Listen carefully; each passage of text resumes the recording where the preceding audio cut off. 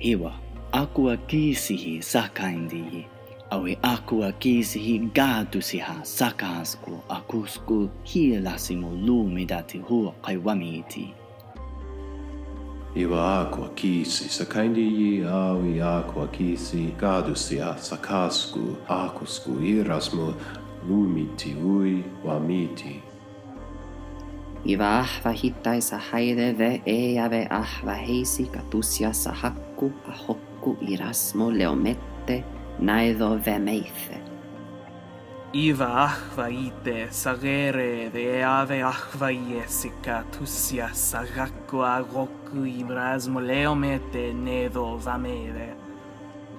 Ive ahue ite saerde. Ave ahue iese katusie sakku adio irason leomette nedo vamed. Theo vessau koge. Welcome friends. What you've just heard is the first line of the prayer I used to open my Agēre Conlang showcase video, in all stages of the language's evolution, beginning with the proto-language Birasne Feor, and progressing through the intermediate stages of Fidasan, Nivie, and Norasse. Each line was contributed by a conlanger here on YouTube, so a special shout out to Liken the Fictioneer, Connor Quimby, Space Dirt, and Agma Schwa for providing their audio. It might be tempting to think that Agēre is simply an a priori construction with no history or backstory. However, the decision to have an evolutionary line of languages was an intentional choice on my part, to make the language feel naturalistic, by which I mean it mimics the working of real-world languages. In this video series on Naturalistic Conlang Creation, I'm going to be exploring principles of historical linguistics and their implication on the creation of naturalistic conlangs. In this video, we'll be looking at the planning stage to lay out the process of building a language from start to finish, along with how having a plan served me well in creating Agēre. Later videos will expand on other aspects of historical linguistic evolution such as phonology, word derivation, morphology, syntax, and semantics. This series is not intended to be exhaustive in terms of either its concepts or terminology, though it should have something for both beginner and experienced conlangers alike. The first thing you'll want to do in creating a language is to define your goal. You might wish to create a language for a variety of purposes, including for personal use, for a story you're writing, or just because you want to try something new and see where it takes you. Whatever the purpose, once you've narrowed down what you want to achieve, you should start to build a language from its first principles, beginning with phonology, word derivation, morphology, and so forth. The process of creating languages is rarely linear once you get into it, so you might find that depending on your goal, these stages come in a different order, but setting it out like this will at least allow for a structure to get the project going. You'll then want to progress the language through several stages of evolution, beginning with the proto-language. This allows you to build or remove complexity at each stage of the language's development to achieve whatever your desired output is. Diving into the language stage by stage allows you to consider the cascading effects of aspects of your language in more digestible chunks. Now that your goal is defined, you'll want to find some tools to keep a record of your work. There are many resources available, and personally I like to use Google Sheets because it allows you to sketch out ideas, insert tables for laying out grammar, and it has sorting features which are useful when you come to eventually work on a large dictionary.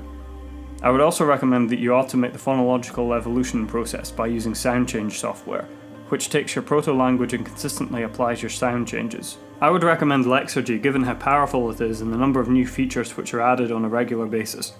You'll also want reference material to analyse what happens in real-world languages to provide inspiration.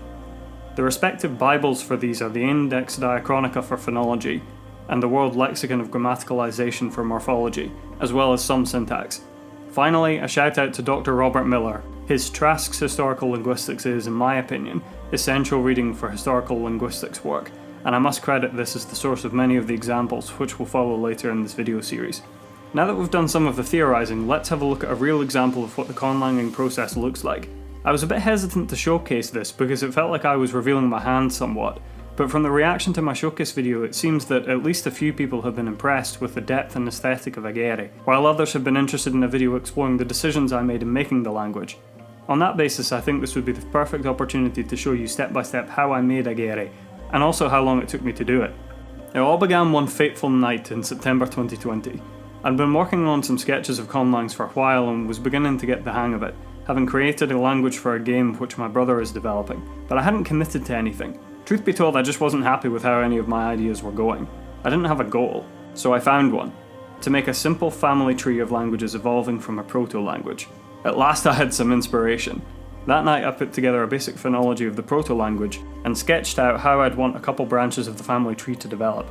I then put together some basic morphology for verbs, nouns and adjectives, and about a week or so later I had a basic inventory of words which I could use for translations, as well as to test out the evolution of a number of declension and conjugation pattern ideas.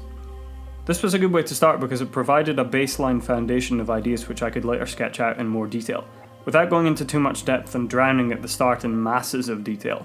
You can see that amongst my phonological ideas were a chain shift involving plosives, as well as a shift in syllable structure which would introduce consonant clusters in at a later stage. Grammatically, I was keen to inflect verbs according to tense, number and person, while for nouns I wanted to inflect according to gender, number and case. A week later I had expanded the phonology of the branches of the daughter languages and made morphemes to fit the morphological templates for nouns and verbs. A week after this I decided I wanted to have some kind of a family tree structure in mind so that I could visualise where the languages would sit. Looking back, the sheer number of languages I introduced here was far too ambitious in terms of scope. As of the time of writing, I've only developed 2 languages to any degree of satisfaction within this family tree. Despite that, I wouldn't change this. I was still working off the buzz of the initial idea, and it was good to let my mind run with that. A month into the project, I'd started to expand my vocabulary and try to understand what exactly these declensions of mine were doing. This becomes a key theme, by the way, so wait until we hit December. At this point, I decided to split the language up into several smaller stages and devote separate sheets in my Google Sheets document to each of them. This was in order to keep a track of the features I was applying, like sound changes, but its main purpose was so that I could have an overview of suprasegmental features like morphological reanalysis, word order changes in syntax, and the development of entirely new grammatical features like the definite and indefinite articles. As a result, I was now in a position to put together some smaller sentence-length translations to test out what worked, and also what was missing from my basic conception of the language. A week later, I had expanded the vocabulary and grammar to an extent that I began work on the prayer exercise, which features at the start of this video. As you can see, the stage of the language, which at the time was called Nisis Gadwa, is an early form of what would later become Fidasan. As you can see, I changed the agreement pattern between nouns, adjectives, and pronouns, as well as the suppletion of the copula. By mid-November, 2 months into the project, I started fleshing out the evolution of 3 main adjective classes to see how agreement would work between adjectives and noun declensions, which I had then placed into tables to make it easier to look at and easier to work with. I then took about a month off over a busy Christmas period before heading back into it all on Boxing Day. On Boxing Day I realised I hadn't spent much, if any, time on word derivation, partly because I didn't feel I had a solid enough understanding of derivation to work with, and also because the language up until that point hadn't felt fledged out enough that I understood how words worked. I decided to perform a derivational study in which I analysed a list of English derivational forms along with their etymology. Etymological roots of derivation gave me an idea of how I might want to take words in the proto-language and use them as derivational morphemes in later stages of the language. A day later I tried making a few place names and laid out which common verbs in English were irregular, purely so I could have a note of it as inspiration at a later stage.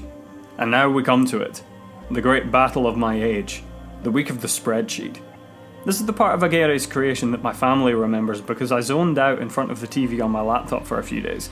To oversimplify this, I had implemented sound changes which conspired against me, beginning with loss of penultimate short syllables, which now brings consonants into contact with each other that weren't previously in contact. Some of these undergo assimilation and dissimilation, I mutation then rears its ugly head, and then H decides to be difficult. I knew that this would have an impact on my declension and conjugations, but I had no idea how they worked, or even how many of them there were, so I had to do the unthinkable. I became a grammarian of my own constructed language. I took a list of proto-words and ran them through my sound change applier. Then, to see how it affected words according to their stem consonant, I changed the final consonant, then changed the vowel endings to see if that would have any impact. I had to do this for every possible permutation of nouns, adjectives, and verbs. Then, I made a list of notes to work out the changes that occurred in every situation. Then, I put them into a series of grammatical tables so they looked a bit nicer and more presentable, and also so I could work out which forms were the most helpful for declining and conjugating each form as citation forms. As you can imagine, this took a while. I'd say it took at least 15 hours over a few days. But it was worth it, because I emerged on day 4 with a series of pretty tables and a fuller understanding of the language's morphology. Following that gargantuan task, I put what was in my head onto paper and fleshed out some of my evolutionary notes, then lost myself in a haze of leftover turkey and festive drinks until the new year. By early 2021, I was ready to take what I'd worked out and consolidate it all together. I now understood how my noun declensions, verb conjugations, adjective classes, and agreement between them all worked. I was then able to lay out some other secondary features such as postpositions and case agreement, conjunctions, as well as fleshing out a numeral system. After 7 months of piecing it all together, I was at last in a position to show my work to the world. I gave my language the endonym I Made Agēre, the pure tongue, and signed off work on the majority of the project, a fully fledged, workable language which I'm immensely proud of. But it wasn't finished. As any conlanger knows, a conlang is never really truly complete. In the months which followed, I began working on a dictionary which, as of the time of writing, has over 650 entries. I'd like to have at least 1500 before I publish any written material on the language, although I now have a solid enough understanding of the derivational structure that I tweaked my Lexergy files to allow me to derive many words from a single root in a shorter space of time. I'm also working on a complete grammar for Agēre, which is a pretty mammoth task. As already mentioned, the language tree has changed somewhat with the addition of a couple extra stages, Norase and Sivanse Feor, in a separate branch of the family tree. I've been doing some work on Sivanse in the meantime, and examples from that will appear throughout this video series. I've also mapped out the number of changes which have taken place between each stage, and applied what I think is a modest rate of change to give me an idea of the timescales between different stages of each language. I did this to give me an idea of the time spans diachronically, but also where certain stages of each branch of these family trees sit synchronically for the languages to interact with each other. It will certainly be incredibly useful when I publish my comparative grammar of the Birasne languages, but that is quite a bit further away in the future, especially since some of these languages don't even exist yet. And that's it for this video. Thanks for watching, and I hope it was interesting for you. Please feel free to like, leave a comment and fire me some questions, subscribe for future videos, and share with anyone you think might be interested. Until then, Nyungo Deniotte.